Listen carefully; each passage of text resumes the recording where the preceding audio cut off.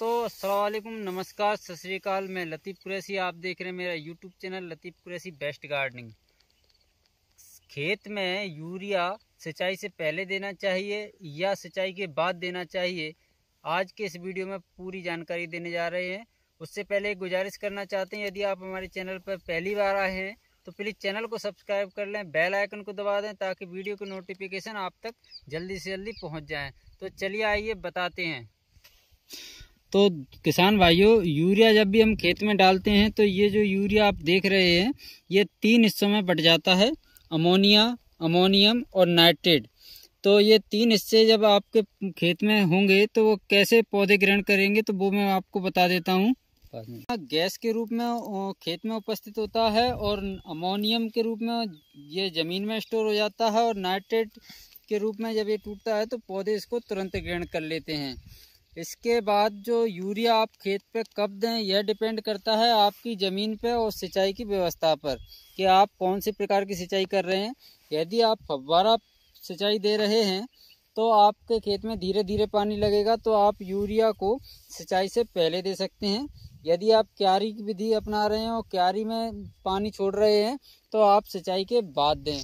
अब डिपेंड करता है कि आपकी ज़मीन कैसी है। यदि आपकी ज़मीन हल्की रेतीली ज़मीन है तो आप सिंचाई के बाद दें, क्योंकि यदि सिंचाई से पहले आपने यूरिया अपने खेत में दे दिया तो वह पूरा घुल के ज़मीन के नीचे स्टोर हो जाएगा और वहाँ तक आपके जो पौधों की जड़ें हैं, जो खेत की जो जड़ें होती हैं, वो खेत की जो फसल होती है उसकी जड़ें हल्की हल्की होती हैं, ज़्यादा ज़मीन गहराई तक नहीं जाती हैं, तो वो उस यूरिया को ग्रहण नहीं कर पाएंगी। यदि आपकी ज़मीन ठोस है तो आप सिंचाई से पहले दे सकते हैं। यदि आपकी हल्की ज़मीन है तो आप सिंचाई के बाद दें, क्योंकि सिंचाई के बाद जब खेत में नमी रहती है तो उस नमी से यूरिया घुलकर धीरे धीरे पौधों को मिलेगा और पौधे उसको अवशोषित कर पाएंगे, जिससे आपकी जो फसल की ग्रोथ है वो आपको अब स्वतः ही अंतर दिखाई देखने को मिलेगा।